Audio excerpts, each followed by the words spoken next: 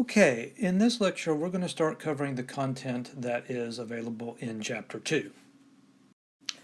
And just like last time, we'll break the lecture up into two videos or two parts. And so this will cover the first part of the chapter, and the next video will cover the next part of the chapter.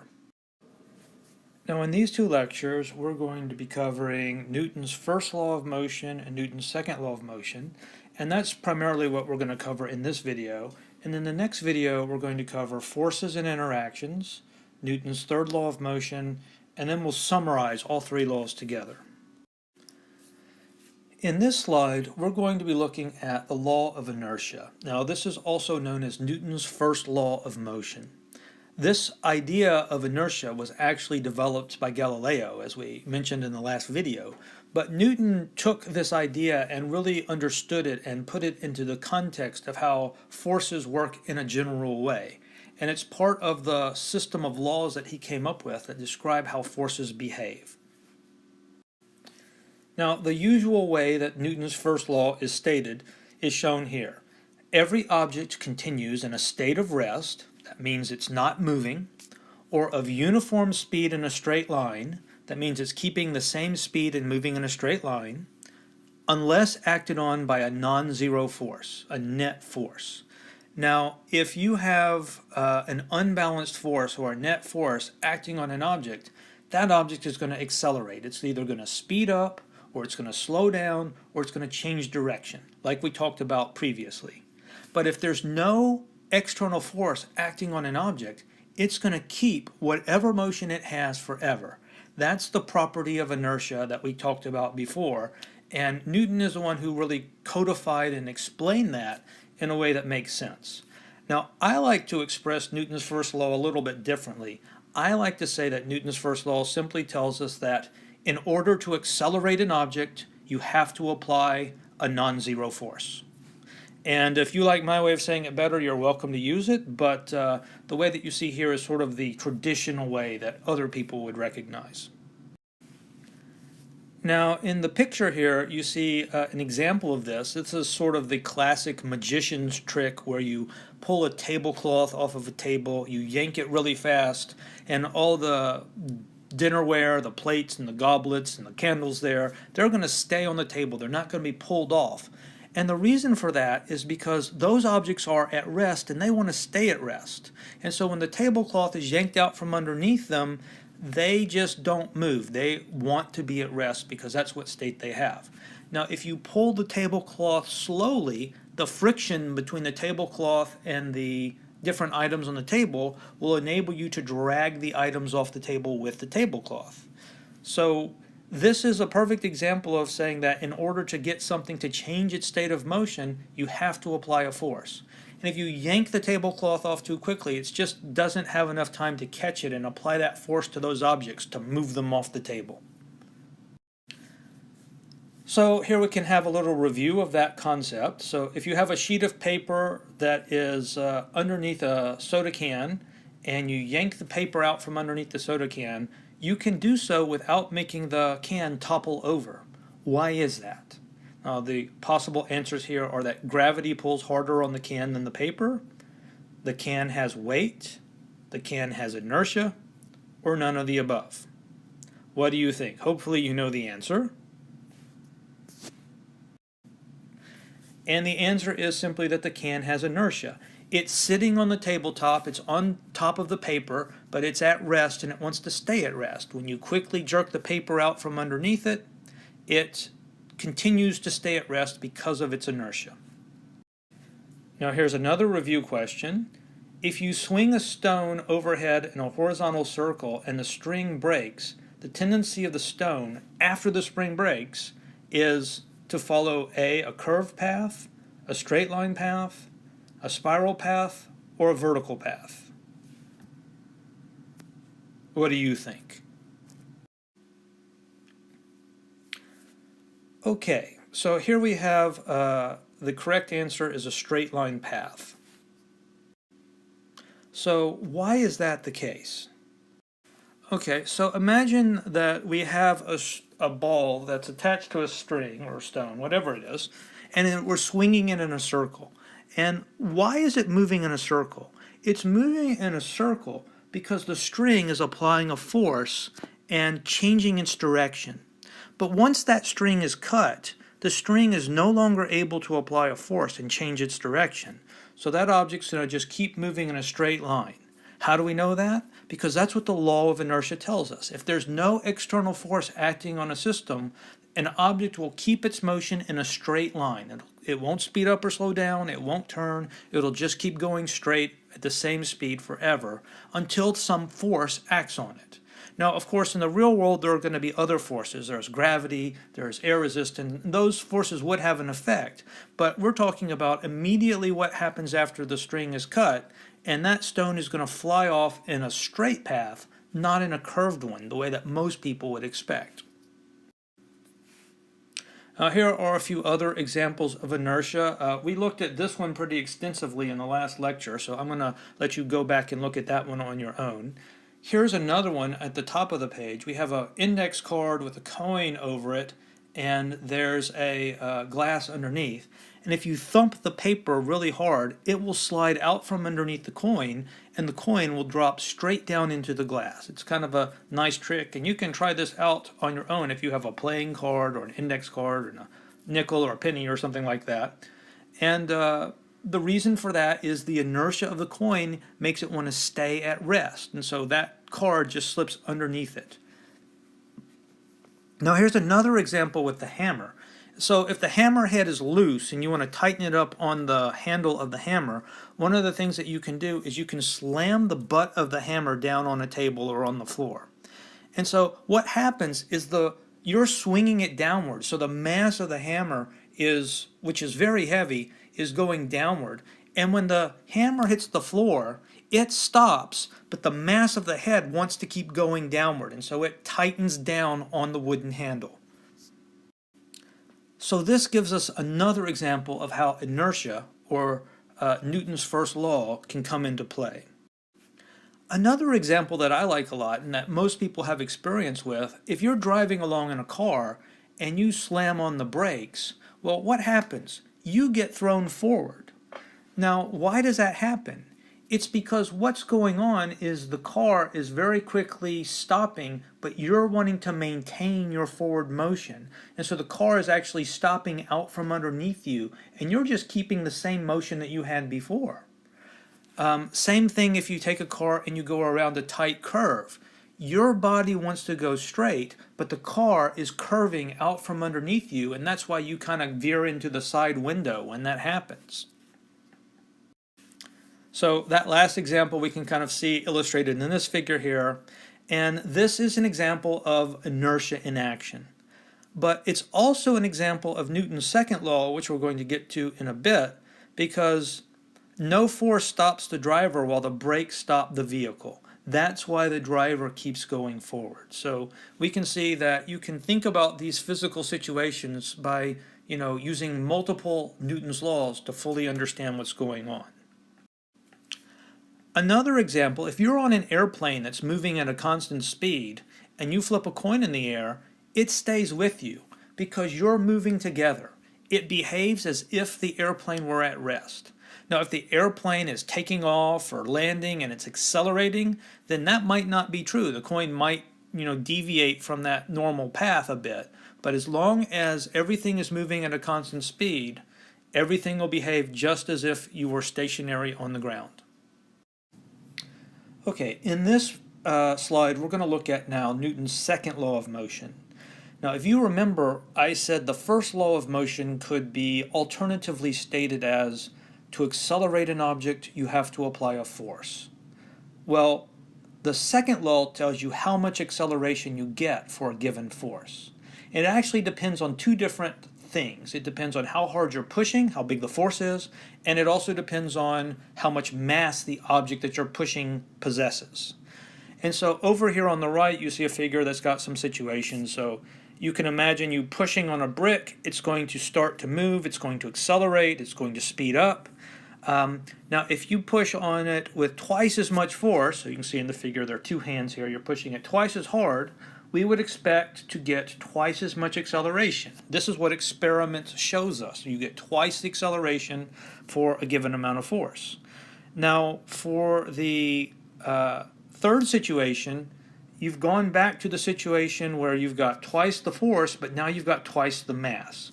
And what's going to happen is you're going to get that extra mass is going to make it harder to accelerate, and you're going to end up with the same acceleration you started with. So we can summarize this by this statement over here on the left. The acceleration produced by a net force on an object is directly proportional to the net force and is in the same direction as the net force, and it is inversely proportional to the mass of the object. We can write this as an equation. The acceleration is equal to the force divided by the mass.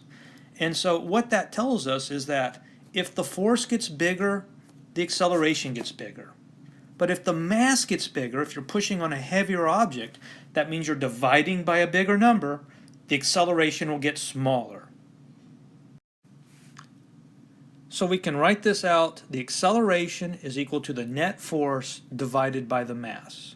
Or simply, in equation form, A equals F divided by M. A small net force and a large mass will give you a small acceleration because you're dividing by a bigger number and you have a small number on top. But if you have a large net force, that means the F is big and the mass is small, so you're dividing by a smaller number. That'll give you a large acceleration. So now we can do a review question. Consider a cart pushed along a track with a certain force. If the force remains the same while the mass of the cart decreases to half, what's going to happen to the acceleration of the cart? Is it going to remain the same? Is it going to be cut in half? Is it going to double? Or is it perhaps going to change in some unpredictable way? The answer is that it doubles, because the mass goes down by a half. That's cutting. That means the acceleration is going to be doubled. We can see it here in the equation. If you multiply the mass by a half, that's the same as doubling the acceleration, because when you divide by a fraction, it flips the number. So that's why you can see mathematically it works out too, that you get a doubling of the acceleration. Here's another review. Push a cart along a track so twice as much net force acts upon it. If the acceleration remains the same, what is a reasonable acceleration? Now, we would expect the acceleration would double if we double the force. So if it doesn't double, what has to be the answer? Is it that the mass of the cart doubled when the force doubled? That the cart experiences a force that it didn't experience before? That the track is not level? That friction reversed direction? Well, we know friction won't reverse direction. It's always opposite to the motion. The answer, it turns out, is the mass of the cart doubled when the force doubled. That's the most reasonable explanation. Now, we said previously that when an object is in free fall, the acceleration is 9.8 meters per second squared, or roughly about 10 meters per second squared. That value of acceleration is known as little g. So you see little g here. That is the acceleration of an object in free fall. When does that happen? It happens when the only force acting on the object is gravity. That means the air resistance is negligible and nothing else is acting to change its motion. An object in free fall accelerates towards the Earth at 10 meters per second every second. So here's a review question. At one instant, an object in free fall has a speed of 40 meters per second. What's its speed 1 second later? Well, I hope you guys remember how to do this from the last lecture. The answer is going to be that it's now 50 meters per second, because we know that every second the speed increases by 10 meters per second. So if it starts at 40 meters per second, it's going to, after 1 second, it's going to be going 10 meters per second faster. 40 plus 10 gives us 50. So that's 50 meters per second. Now, one of the things that I told you previously was that Aristotle erroneously stated that heavier objects should accelerate faster than lighter objects. That is, if you drop two objects from a tall tower and one of them's very heavy and one of them's not as heavy, he said that the heavy object should hit the ground first. But in fact, what experiment shows us is that they both hit the ground at the same time. Why is that? It's because their acceleration is the same. So let's see how that works. Now, the acceleration here, we know, is going to be the force divided by the mass. So we've got two situations here. We've got block 1, which has just a mass m, and a heavier block 2, which has twice the mass, 2m.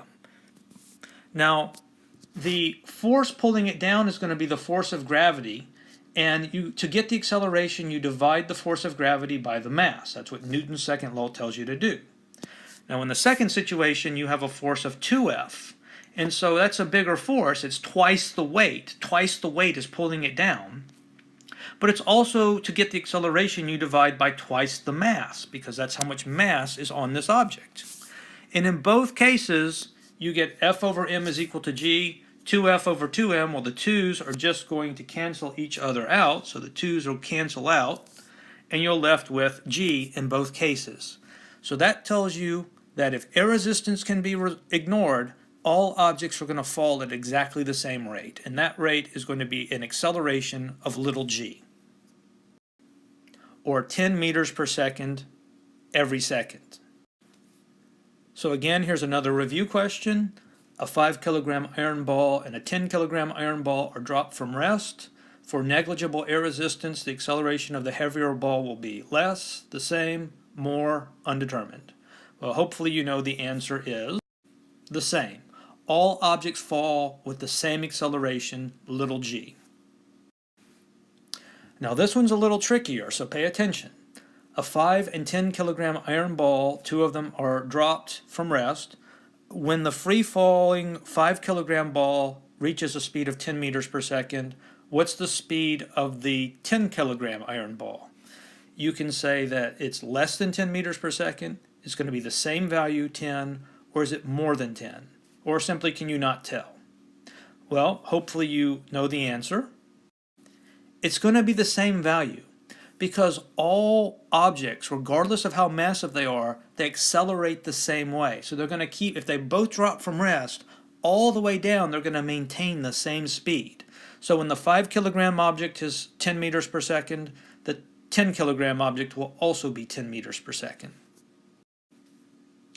This holds true. The ratio of force over mass equals little g is going to be the same for every object that falls on the Earth. Now, this idea of a ratio being equal to a constant value is something that you may have encountered before in your math classes when you talked about pi. Now, if you remember, pi is the ratio of the circumference, that's the distance around a circle, to its diameter. That's the straight line distance across the circle through the center. And so here I have two circles that are shown here, the big circle and the green circle, the little circle. Well, if I measure the distance around the big circle and divide by its diameter, I'm going to get pi. If I measure the distance around the little circle and divide that by its diameter, I'm also going to get pi. That's true for every circle in the universe.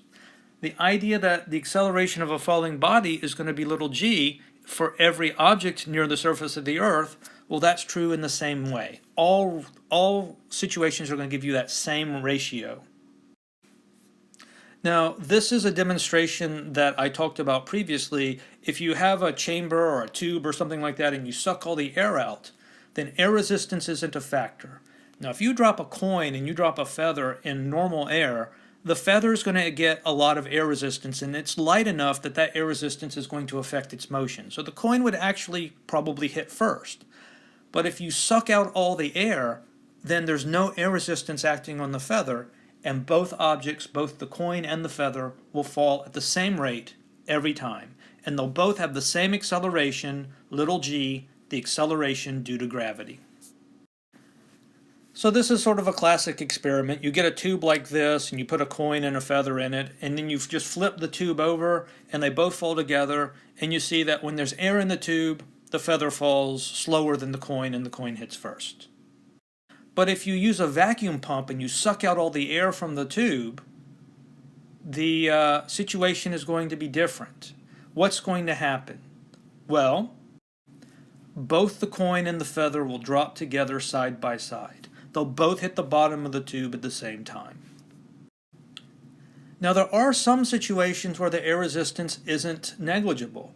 A classic example of that is when someone opens up a parachute. The parachute has a very large surface area, so the air flowing past catches it, and that increases the amount of force acting due to wind resistance. In this situation, you have a force other than gravity acting on the person that's falling. The wind resistance or the air resistance and the weight are both acting, so the acceleration is not going to be the same as little g. This is not a situation of free fall, because you can see that for each person you have their weight that's pulling them down, but the air resistance acting on the parachute is trying to lift them up, and so this counteracts their weight a little bit and slows them down. So here's a good conceptual review. When a 20 Newton falling object encounters 5 newtons of air resistance, its acceleration of fall is going to be less than g, more than g, equal to g, or terminated. Terminated means that its acceleration is going to be 0. It's not going to accelerate anymore. And the answer is, of course, that because of the air resistance, the acceleration is going to be smaller than g. If there were no air resistance, it would fall down and accelerate at little g. But if there's some air resistance with a force counteracting the force of gravity, the acceleration is going to be smaller. We can see this below. If the object has a mass of 2 kilograms, we can say that the actual acceleration is going to be the total force, which would be the 20 newtons of weight, minus the 5 newtons of air resistance in the opposite direction, divided by the mass. So that would be the total force divided by the mass, and that gives us an acceleration of 7.5 newtons per kilograms, which the units work out to be meters per second squared, as we expect. Now, I mentioned a slide or two ago the idea of terminating the acceleration, or reaching what's called the terminal velocity. And this happens because, well, if you've ever stuck your hand out of a car window when the car is moving, you probably know that the force of wind resistance on your hand is bigger the faster the car is moving. Well, when something's falling through the air and it's speeding up because it's accelerating, it's going faster and faster, well, the air resistance gets stronger and stronger. And if an object falls over a large enough distance, the air resistance will increase because the object is moving so fast. The air resistance will increase enough so that it completely balances the weight. And at that point, the object will stop speeding up. It won't stop moving, but it'll stop accelerating. And so that point where it's reached a constant final velocity, that's called the terminal velocity. So here's a review of that concept of terminal velocity or terminal speed. If a 50 Newton person is to fall at terminal speed, how much does the air resistance have to push back? And the answer is obviously 50 newtons, because that's the amount of force that would balance the person's weight. Once the forces are imbalanced, the acceleration is 0. Remember our equilibrium condition. If the forces are balanced, if the total force is equal to 0, then the acceleration is also equal to 0. So here's a review of this idea again. If a skydiver leaps out of a plane, they're falling faster and faster through the air. What happens to the air resistance? Obviously it increases. Okay, continuing with this idea, as he continues to fall faster and faster, what happens to the net force acting on the person? Now remember, there's two forces. There is the weight pulling him down, or her down, and there's the air resistance pulling him up, or pulling her up.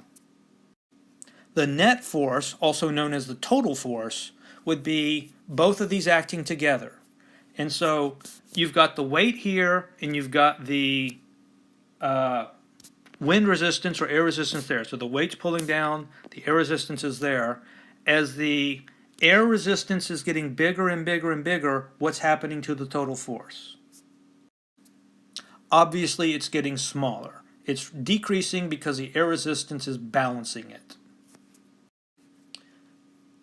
Now, continuing on with this idea, the skydiver continues to fall faster and faster through the air.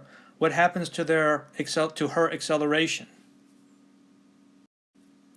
The answer is it decreases. Now, if there were no air resistance, her acceleration would be the same. She would just keep going faster and faster and faster and faster until she hit the ground. But because the air resistance is getting stronger and stronger, the total force is shrinking, and that means that acceleration is shrinking as well. So hopefully all these ideas make sense to you. If you have any questions, feel free to send me an email or let me know, and I'll try to help you out. But that is the material for this first lecture.